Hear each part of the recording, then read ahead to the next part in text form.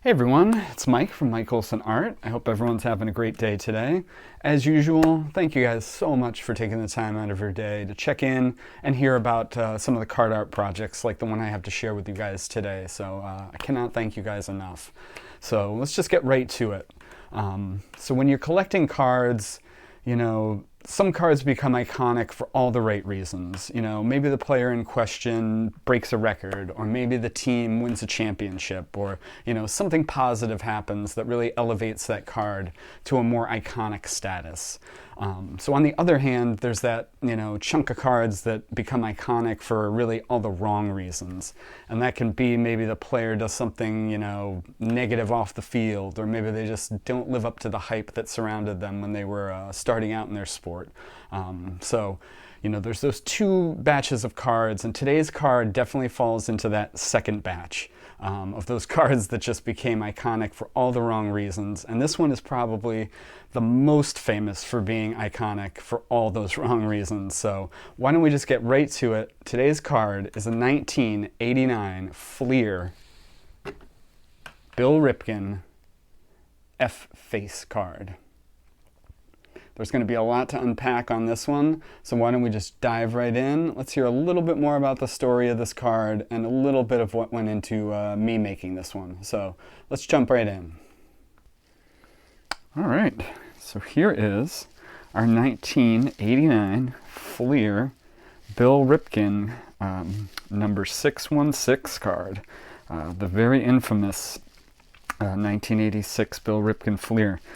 So this is our card front, and if you look real close, there is the little bit that made this card just so infamous, is that little inscription there. There's a ton of stories that came out about why this card even exists, and they're slightly different than the others.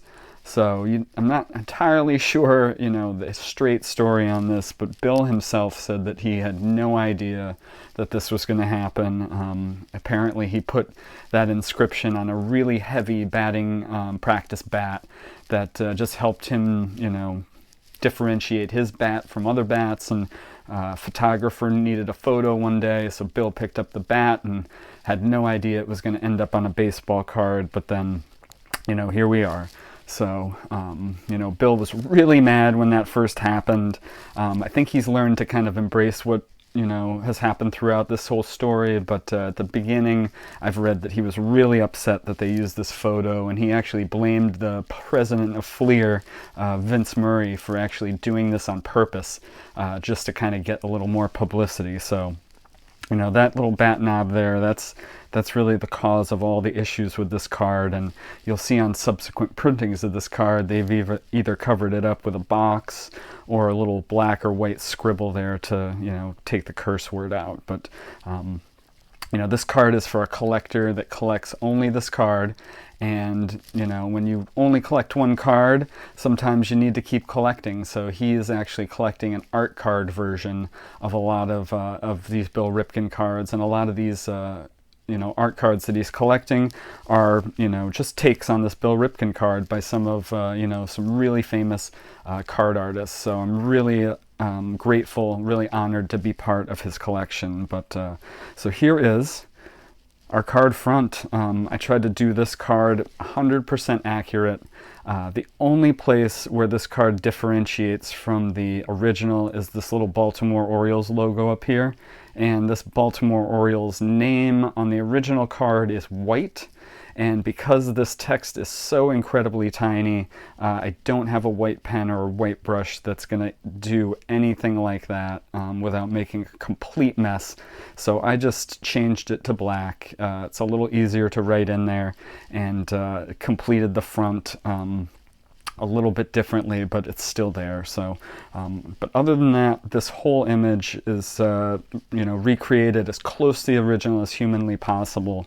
And I just really love how this card came out. Recently I've been trying not to outline everything with a black pen before I color it in, so you can kind of see on these gray lines in the background, this gray line over here, there's spots where I just didn't you know, use a black pen on everything. So I like how it came out, and I like how these, you know, just kind of maintain their grayness without having that thick black line around them. But that's it. That is the front of our Bill Ripken card.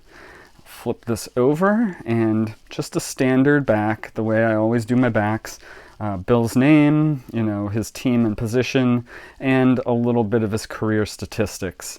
It's amazing that, you know, his brother Carrol Ripken played for so many games in a row, just the Iron Man, obviously, and Bill was known, you know, unfortunately for being injured a lot of the time. A lot of people said that was because Bill gave 200% in every play he did, and really just went for it, you know, which resulted in him being injured, unfortunately, a lot of the time. But just a really stark difference to his brother Cal. But there we go. This is the infamous Bill Ripken 1989 Fleer. Just a real fun card to work on. I've wanted to do this one for quite a while now, and I'm glad somebody finally requested this one, because it was just a blast to work on. So that's it. That is our Bill Ripken card. Thank you so much to the collector that reached out and requested this card.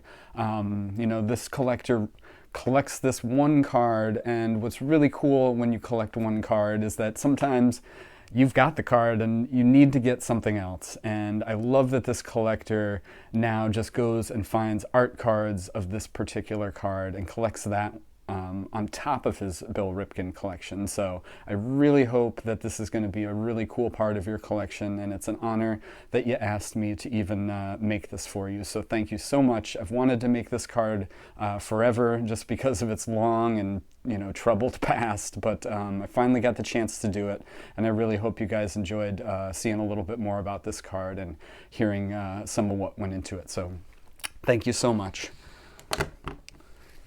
So that's it.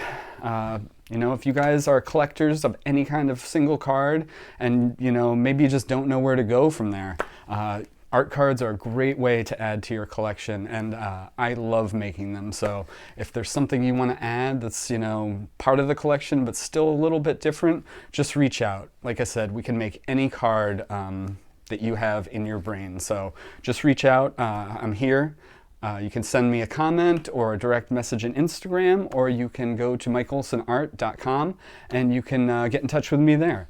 But thank you guys again. It was great to talk to you, and see you next time.